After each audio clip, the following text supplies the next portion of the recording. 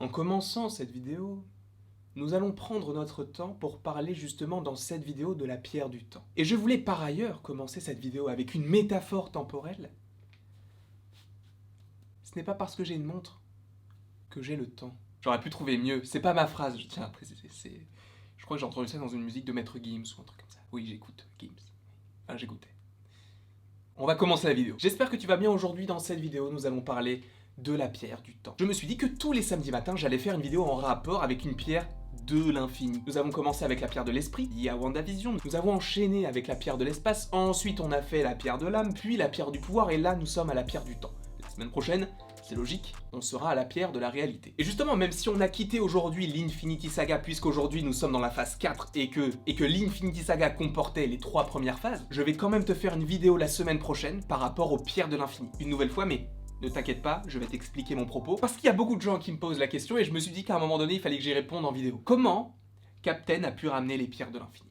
On en parlera la semaine prochaine. Je ne vais pas me faire d'amis, vous allez voir, je vais vous expliquer mon propos, on verra ça en temps voulu. Quoi qu'il en soit, on a pris le temps sur cette introduction, parlons justement de la pierre du temps, et pour ce faire, hier, j'ai pas de montre, mais je sais pas quel jour on est. Mais en tout cas, il y a quelques jours, j'ai regardé Doctor Strange. Et je me suis dit que c'était le film parfait pour m'expliquer et me réapproprier cette pierre du temps. Alors, cette vidéo ne sera pas excessivement longue, et vous le savez, de toute façon, ce genre de vidéo est juste là pour vous accompagner jusqu'aux vidéos théories sur WandaVision, et ce sera sur l'épisode 6.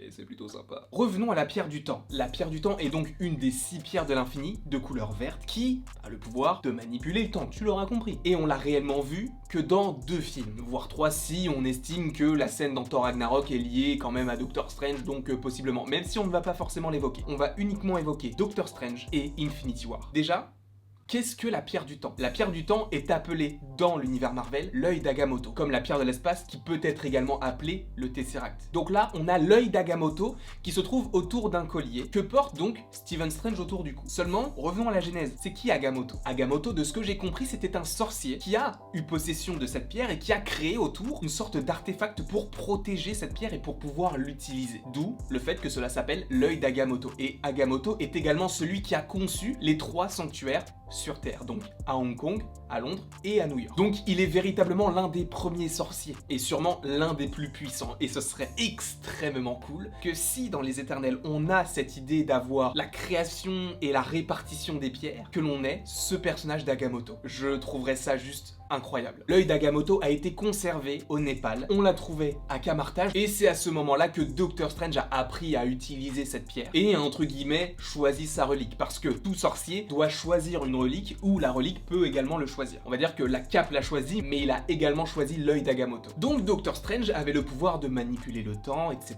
etc. C'est grâce notamment à l'œil d'Agamotto et une boucle temporelle créée par Doctor Strange qu'il a réussi à faire fuir Dormammu de la Terre. Il y a beaucoup de rumeurs aussi sur Dormammu qui pourrait revenir dans WandaVision, je n'y crois pas une seule seconde. Bref, en tout cas, l'œil d'Agamotto était actuellement autour du cou de Doctor Strange, jusqu'à Infinity War. Dans Infinity War, il croise la route de Thanos. Et Thanos se rend compte de quelque chose lorsqu'ils s'affrontent. Il a utilisé toute la magie nécessaire pour affronter Thanos, seulement l'artefact le plus puissant qu'il possédait n'a pas été utilisé. On peut se demander pourquoi, parce que précédemment, Doctor Strange avait vu 14 605 futurs possibles pour la suite des événements, et il gagnait face à Thanos une seule fois. Donc, Doctor Strange se devait d'agir comme il aurait dû agir si les Avengers gagnaient. Ce qui fait que Doctor Strange n'a pas utilisé sa pierre. Et en même temps, s'il l'utilisait, ça aurait été beaucoup plus complexe pour lui pour affronter Thanos, puisque Thanos aurait su exactement où était cette pierre-là, puisque Thanos aurait juste détruit Doctor Strange. Quoi qu'il en soit, Thanos arrive à récupérer Doctor Strange, arrive à détruire l'œil d'Agamotto. Alors, à voir si l'œil d'Agamotto qu'il détruit est un vrai ou est un faux, puisqu'il dit a fake, et en l'écrasant. Donc, est-ce que c'était juste un faux œil d'Agamotto, ou justement, est-ce que c'était vraiment l'œil d'Agamotto qui ne comportait pas la pierre du temps? Puisque justement, quand Doctor Strange donne la pierre à Thanos pour qu'il épargne Tony Stark, puisque c'est lui qui va finalement sauver le monde, il lui donne la pierre brute, sans forcément qu'il y ait l'œil d'Agamotto. Donc peut-être que l'œil a été détruit par Thanos, ou bien peut-être qu'il a juste créé une sorte d'autre œil d'Agamotto, et c'est tout à fait possible. Quoi qu'il en soit, Doctor Strange donne la pierre du temps à Thanos. Thanos va l'utiliser pour ramener Vision à la vie, pour après le retuer pour récupérer la pierre de l'esprit, pour la mettre sur son gant et ensuite claquer des doigts. Voilà en tout cas l'histoire de la pierre du temps. Il n'y avait pas énormément de choses et énormément d'éléments à vous donner dans cette vidéo, puisque c'est vraiment une des pierres qu'on a le moins vues dans le MCU. Et je ne vous parle même pas de la pierre de la réalité, qui arrive la semaine prochaine. En tout cas, j'espère que vous avez apprécié cette vidéo. Elle était courte, mais elle avait pour vocation de vous rappeler en fait les faits